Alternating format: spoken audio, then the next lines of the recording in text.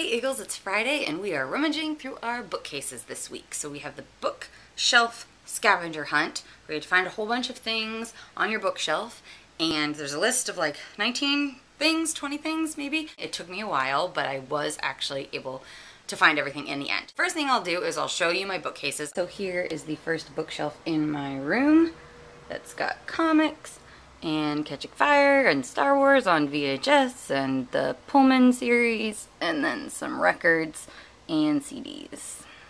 This is the bookshelf that is under my desk actually, and it has the entire Wheel of Time series along with Lord of the Rings and The Hobbit in English and Italian, and my box of photographs from New Zealand, and then some negatives and other assorted photo stuff. The Game of Thrones series or Song of Ice and Fire, various random books that are next on my reading list. So I've got some Agatha Christie, McEwan, J.K. Rowling, and then down at the bottom is all of my Harry Potter books in English and in Italian, and I'm missing 2 of the English ones because the post office lost them when I moved and I still haven't replaced them. And so this is shelf number 1 in my living room, and I organized these shelves by color. So we've got red, and then red, orange, and yellow, green, blue, and then purple, and then we've got a bunch of art books. On this side is still organized by color, but this is kind of the neutral bookcase. We've got browns and whites and blacks and more blacks, and then some more art books. Now that we've got that out of the way, let's jump right into the scavenger hunt. First was to pick a author or a book that had a Z in the title, and I went with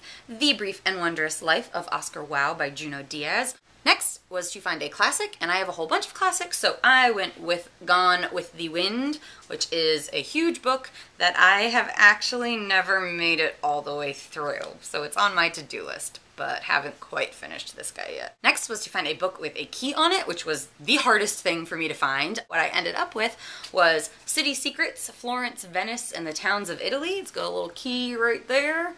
Is something on your shelf that is not a book, and I have a ton of stuff on my shelves that aren't books. Silkscreen print that my friend Sarah made for me as a gift to all of her bridesmaids in her wedding in the fall, and it is of the St. Louis Arch because that is where she is from and that is where the wedding was. The second thing I have is this Maori sculpture that I bought when I was studying abroad in New Zealand in college, and it is a Teko Teko or Tiko Tiko sculpture. I don't actually know.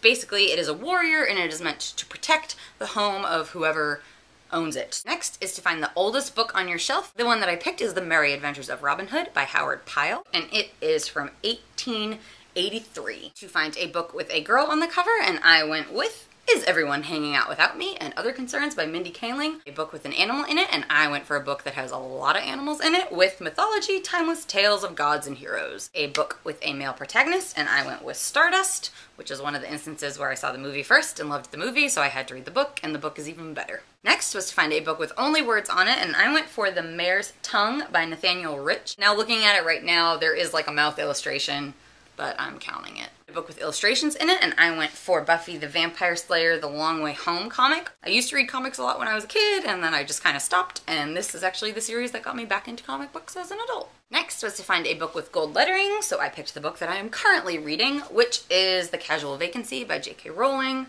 Find a diary, true or fictional, which was my second hardest book to find, and I ended up going with The Electric Kool-Aid Acid Test by Tom Wolfe, which isn't really a diary, but it was based on the diaries and journals that Tom Wolfe kept in the 60s. So it's kind of a diary. It's close enough that I'm counting it. A book written by someone with a common name like Smith. Ended up going with Ultraviolet by R.J. Anderson. Anderson was the most common name that I could find on my shelf. A book with a close-up of something on the cover, and I went with Never Let Me Go by the...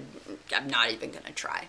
Amazing book. Rips your heart out, stomps on it, leaves it in the dust. So good. Next is to find a book on your shelf that takes place in the earliest time period, and I'm not really sure because I'm really bad at history and knowing when time periods were, so I went with Pride and Prejudice by Jane Austen, but I don't actually know if that's true. A hardcover book that does not have its jacket, and I went with The Path of Daggers by Robert Jordan.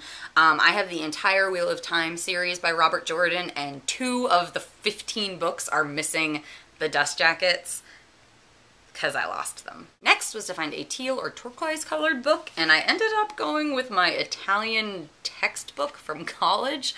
It's called Qui Italia Più, a book with stars on it, and I went with Shadow of Night by Deborah Harkness, which is the sequel to A Discovery of Witches, which is fantastic. If you like fantasy, witches, vampire, crazy things happening, this series is super fantastic. I can't wait for the final book to come out.